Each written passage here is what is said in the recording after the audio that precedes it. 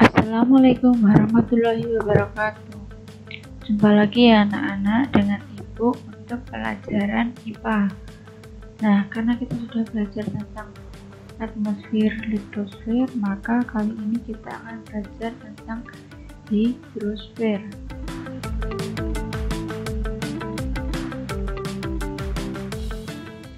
Pengertian dari hidrosfer. Hidrosfer berasal dari kata hidros yang berarti air dan sphaira yang berarti selimut. Hidrosfer adalah lapisan air yang menyelimuti bumi. Jadi hampir 70% bagian bumi terdiri atas air. Hidrosfer meliputi danau, sungai, air tanah, uap air di udara, laut, dan juga samudra. Nah, air di bumi memiliki siklus hidrologi yang merupakan proses daur ulang air secara terus-menerus. Ini adalah siklus hidrologi, yaitu daur ulang air secara terus-menerus. Jadi air itu tidak akan habis-habis. Ada resipitasi, ada evaporasi, ada transpirasi. Nah, untuk pengertiannya mari kita baca. Yang pertama, istilah dalam siklus hidrologi, transpirasi adalah evaporasi atau penguapan air yang terkandung dalam tumbuhan. Kemudian evapotranspirasi. Evapotranspirasi adalah perpaduan evaporasi dan transpirasi. Kemudian kondensasi, itu proses perubahan wujud uap air menjadi titik-titik air sebagai hasil dari pendinginan. Kemudian presipitasi itu segala bentuk curahan air atau hujan.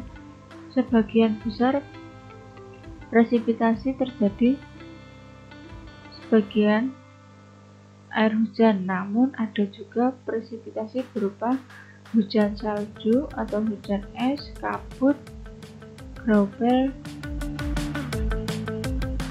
yang terjadi di atas lautan ya. Nah, kemudian ada infiltrasi. Infiltrasi adalah air yang jatuh ke permukaan tanah dan meresap ke dalam tanah. Kemudian ada perkolasi. Perkolasi adalah air yang meresap terus sampai kedalaman tertentu sehingga mencapai air tanah atau groundwater. Kemudian ada limpasan. Ini adalah air yang mengalir di atas permukaan tanah melalui parit, sungai hingga menuju ke laut. Kemudian ada arus bawah permukaan, itu adalah aliran air bawah tanah di zona Padoseda Puever, atau air bawah permukaan dapat kembali ke permukaan atau akhirnya meresap ke dalam lautan. Kemudian sublimasi, itu perubahan wujud secara langsung dari air menjadi uap air. Kemudian adanya adveksi, itu yaitu gerakan air dalam wujud padat, cair, atau uap melalui atmosfer. Tanpa adveksi, air yang menguap dari lautan tidak bisa jatuh sebagai presipitasi di atas tanah.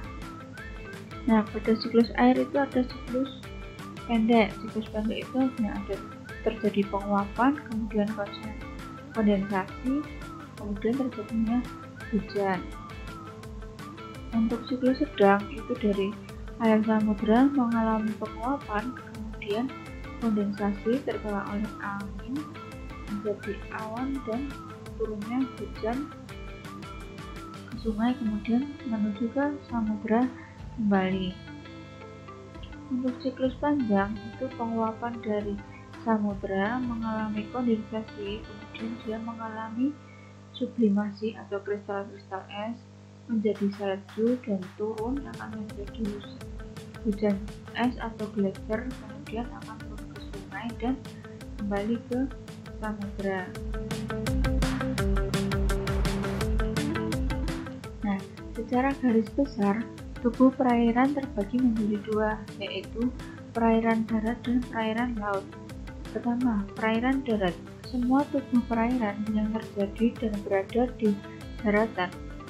Itu jenis-jenis perairan yang darat adalah sebagai berikut. Yang pertama adanya sungai, itu terbentuk dari air hujan yang jatuh ke dalam permukaan tanah, sebagian besar membentuk aliran permukaan.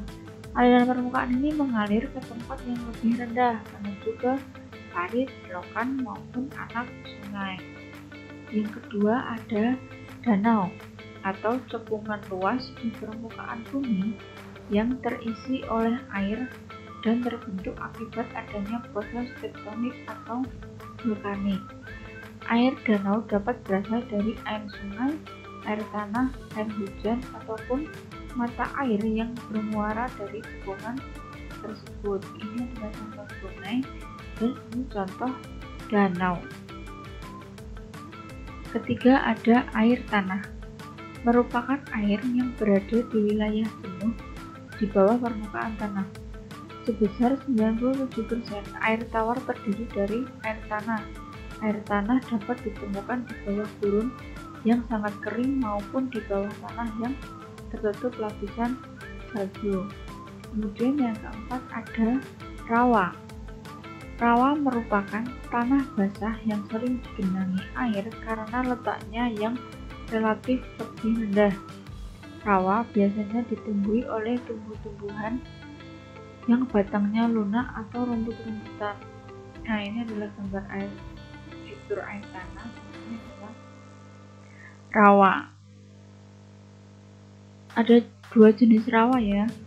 Untuk rawa di daerah pedalaman itu biasanya berisi air tawar, dan rawa yang disebabkan oleh pasang naik dan pasang turun itu berisi dengan air asin. Kemudian ada perairan laut, yaitu wilayah permukaan bumi yang tertutup oleh air asin. Memiliki peranan sebagai penyedia air di dunia sekaligus unsur utama dalam proses siklus hidrologi. Contohnya, pesisir dan pantai. Pesisir permukaan bumi yang terletak antara pasang naik dan pasang surut dan merupakan bagian dari daerah yang membatasi batas antara wilayah laut dengan daratan. Pesisir dapat diklasifikasikan menjadi berikut. Ada pesisir daratan atau coastal plain, yaitu wilayah pesisir yang mengalami proses pengangkatan yang semula di bawah laut. Kemudian ada pesisir dataran aluvial atau coastal alluvial plain, yaitu pesisir yang terbentuk oleh pengendapan aluvium yang berasal dari daratan yang dicirikan dengan bentuk lereng yang landai.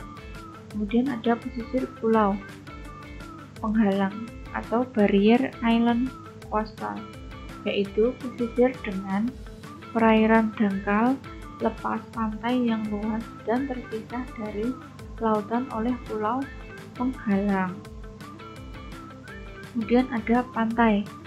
Pantai merupakan perbatasan daratan dengan laut yang seolah membentuk suatu garis pantai, terdiri dari pasir dan terdapat di daerah pesisir laut.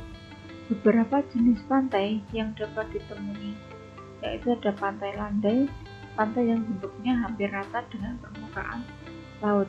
Kemudian ada pantai curam.